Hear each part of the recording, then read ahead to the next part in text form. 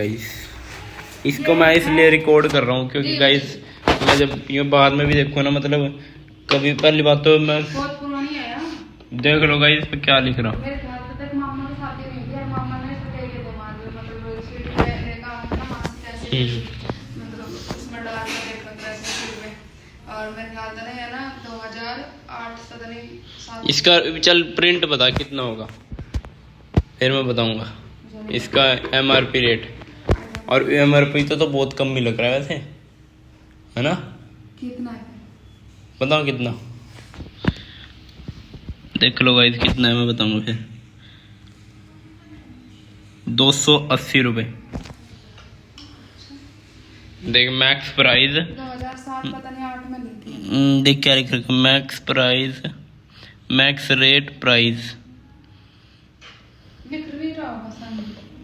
सन 1950 लिख रहा है इस पर।